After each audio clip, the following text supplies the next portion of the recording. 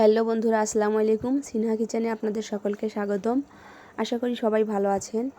আজ আমি আপনাদের সঙ্গে হাঁসের মাংসের একটি রেসিপি নিয়ে হাজির হয়েছি।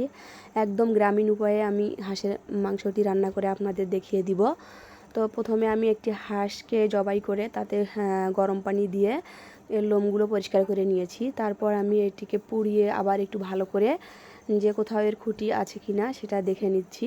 খুব ভালো করে এটা বেছে পরিষ্কার করে নিয়েছি। তারপর আমি হাঁসটাকে কেটে মাংসগুলো ধুয়ে ভালো করে পরিষ্কার করে নিয়েছি।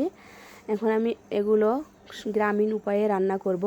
তো আমি মাংসে প্রথমে দিলাম দুটো তেজপাতা, দিলাম গোটা গরম মশলা, দিলাম রসুন বাটা, আদা বাটা, মরিচ বাটা, গরম মশলা বাটা, জিরা বাটা, দিলাম পেঁয়াজ কুচি, লবণ, হলুদ এবং সামান্য পরিমাণ তেল দিয়ে মাংসটিকে আমি ভালোভাবে মাখিয়ে নিব।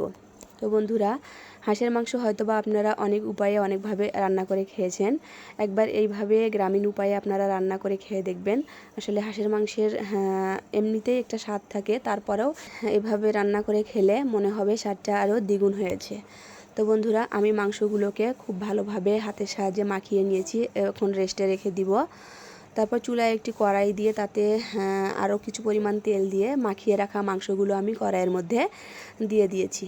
এখন এগুলো আমি খুব ভালোভাবে কষিয়ে নিব। অনেকক্ষণ ধরে মাংসগুলোকে আমি ভালোভাবে কষিয়ে নিব। দেখেন বন্ধুরা, আমার মাংসের কালারটা কীরকম হয়েছে।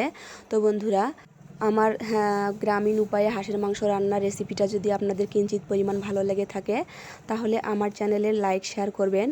আমার চ্যানেলে নতুন হলে চ্যানেলটিকে সাবস্ক্রাইব করে ছোটো বোনটার পাশে থাকবেন। তো বন্ধুরা, এ পর্যায়ে আমার মাংসগুলোকে ভালোভাবে কষিয়ে নেওয়া হয়ে গেছে।